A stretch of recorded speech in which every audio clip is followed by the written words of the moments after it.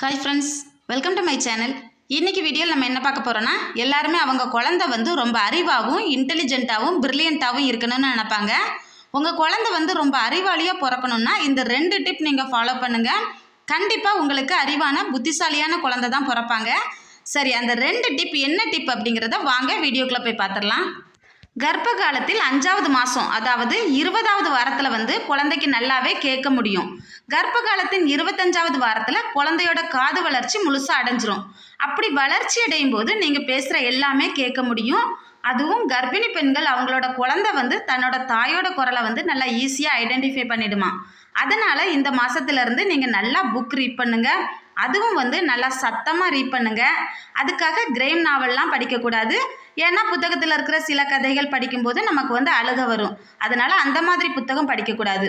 அப்போ எந்த மாதிரி புத்தகம் படிக்கலாம் அப்படின்னு பார்த்தீங்கன்னா, குடும்ப நாவல் படிக்கலாம், குழந்தை வளர்ப்பு புத்தகம் வாங்கி படிக்கலாம், அப்புறம் பார்ன் பேபி கேர் புத்தகம் படிக்கலாம். அதுக்கப்புறம் மியூசிக்லாம் கூட நல்லா கேளுங்க.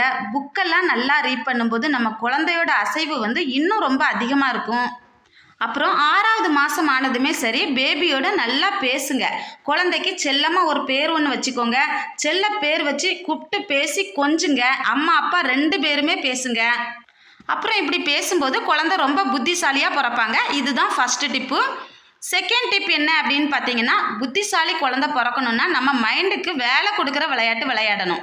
அதாவது செஸ்ஸு, குறுக்கெழுத்து போட்டி விளையாடுறது, இதெல்லாம் பார்த்தீங்கன்னா பேபிக்கு பிரெயின் டெவலப்பை அதிகப்படுத்தும். ஓகே ஃப்ரெண்ட்ஸ், நம்மளோட அடுத்த வீடியோவில் பேபியோட பிரெயின் டெவலப்பை அதிகப்படுத்த என்னென்ன உணவுகள் எடுத்துக்கணும் அப்படின்னு தான் பார்க்க போகிறோம். அந்த வீடியோ உங்களுக்கு தேவைப்படும்னு நினச்சிங்கன்னா நம்ம சேனலை மறக்காமல் சப்ஸ்கிரைப் பண்ணி வச்சுக்கோங்க. சப்ஸ்கிரைப் பண்ணி பக்கத்தில் இருக்க பெல் ஐக்கான் கிளிக் பண்ணி ஆல் கொடுத்து வச்சுக்கோங்க. அப்போ தான் நான் போடுற வீடியோ உங்கள் மொபைலுக்கு நோட்டிஃபிகேஷன் வரும். நீங்கள் வீடியோ மிஸ் பண்ணாமல் பார்க்க முடியும்.